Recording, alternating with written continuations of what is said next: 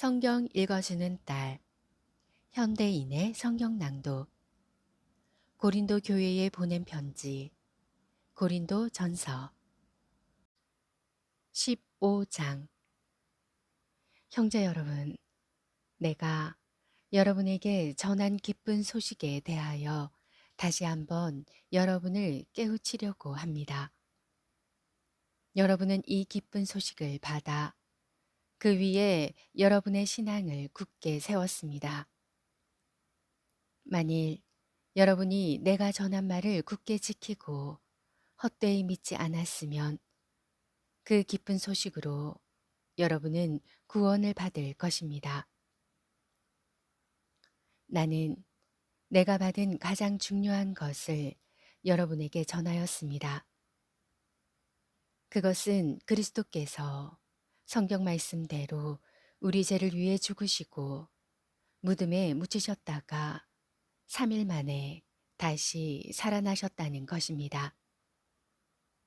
그리고서 그분은 베드로에게 나타나셨고 그 후 12제자에게 나타나셨으며 그 다음에는 500명이 넘는 형제들에게 일시에 나타나셨는데 그들 가운데는 죽은 사람도 있지만 대부분의 사람들이 지금까지 살아 있습니다.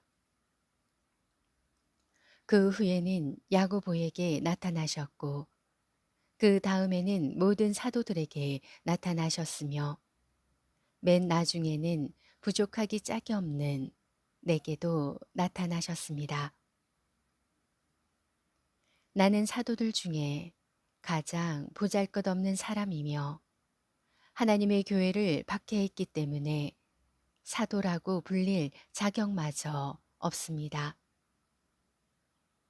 그러나 오늘날 내가 이렇게 된 것은 하나님의 은혜로 된 것이며 내게 주신 그분의 은혜가 헛되지 않아 내가 다른 모든 사도들보다 더 많이 일했습니다.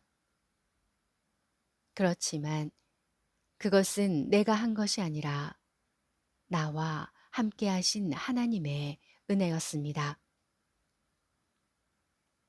일한 사람이 나든 그들이든 우리가 다 부활의 소식을 전하였고 여러분도 이것을 믿었습니다.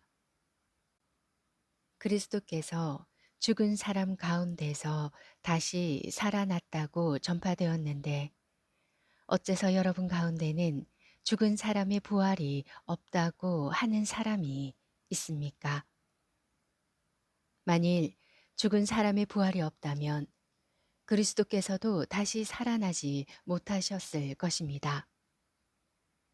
만일 그리스도께서 다시 살아나지 못하셨다면 우리의 전도와 여러분의 믿음은 헛되고 맙니다.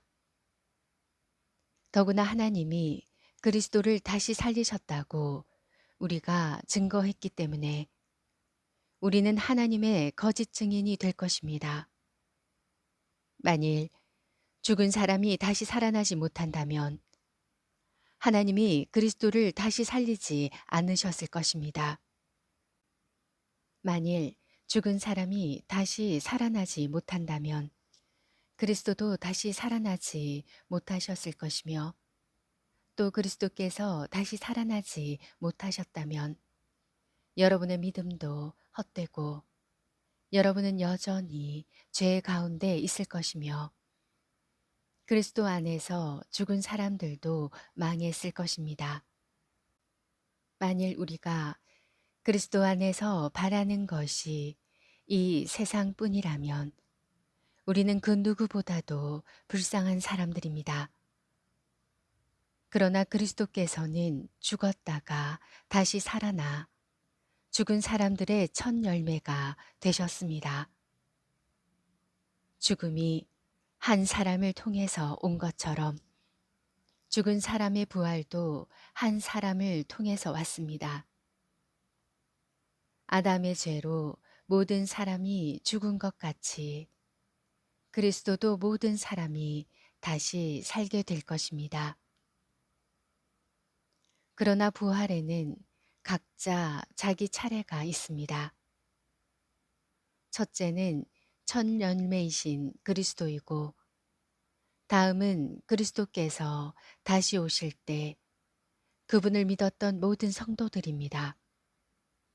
그런 다음 세상의 종말이 올 것이며, 그때 그리스도께서는 영계와 지상의 모든 통치권과 권세와 능력을 없애버리고 나라를 하나님 아버지께 넘겨드릴 것입니다. 그리스도께서 모든 원수들을 자기 발 아래 굴복시킬 때까지 왕으로서 다스려야 합니다. 그리고 멸망받을 최후의 원수는 죽음입니다. 성경은 하나님이 모든 것을 그의 발 아래 복종하게 하셨습니다. 라고 말합니다. 그러나 모든 것을 그의 발 아래 복종하게 하셨다고 말할 때 모든 것을 그리스도께서 복종시키신 하나님은 여기에 포함되지 않은 것이 분명합니다. 하나님이 이렇게 하신 때에는 아들 자신도 모든 것을 그에게 복종시키신 분에게 복종하게 되어 결국 하나님만이 만물을 다스리게 됩니다.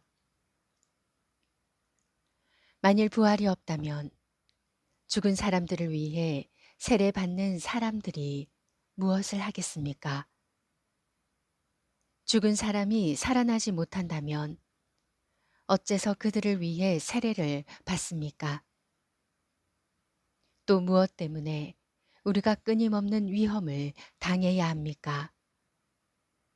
형제 여러분, 우리 주 그리스도 예수님 안에서 내가 여러분을 자랑스럽게 생각하는 것만큼 확실하게 말하지만 나는 날마다 죽습니다. 내가 만일 인간적인 생각으로 예배소에서 사나운 짐승들과 싸웠다면 내게 무슨 유익이 있었겠습니까? 만일 죽은 사람이 다시 살아나지 못한다면 내일 죽을 텐데 먹고 마시자 할 것입니다. 여러분은 속지 마십시오. 악한 친구와 사귀면 좋은 버릇마저 그르치게 됩니다. 정신을 똑바로 차리고 죄를 짓지 마십시오. 여러분 가운데 아직도 하나님을 제대로 알지 못하는 사람이 있기에 내가 여러분을 부끄럽게 하려고 이런 말을 합니다. 그러나 죽은 사람이 어떻게 다시 살아나며 어떤 몸을 갖게 됩니까? 하고 묻는 사람이 있을지 모르지만 그것은 어리석은 질문입니다. 여러분이 뿌리는 씨가 죽지 않으면 살아나지 못합니다. 여러분이 뿌리는 것은 형체를 갖춘 식물이 아니라 밀이나 그 밖에 다른 씨앗입니다. 그러나 하나님이 자기가 원하시는 대로 그 씨앗 하나하나에 본래의 형체를 주십니다. 육체라고 해서 다 같은 것이 아니라 사람의 육체와 짐승의 육체와 새의 육체와 물고기의 육체가 각각 다릅니다. 하늘의 형체도 있고 땅의 형체도 있으나 그 영광이 각각 다르며 해와 달과 별의 영광이 다르고 별과 별의 영광도 다 다릅니다. 죽은 사람들의 부활도 이와 같습니다. 몸은 묻히면 썩지만 썩지 않을 것으로 다시 살아납니다. 천한 몸으로 묻히지만 영광스러운 몸으로 다시 살아나며 약한 몸으로 묻히지만 강한 몸으로 다시 삽니다. 육체의 몸으로 묻히지만 영의 몸으로 다시 살아납니다.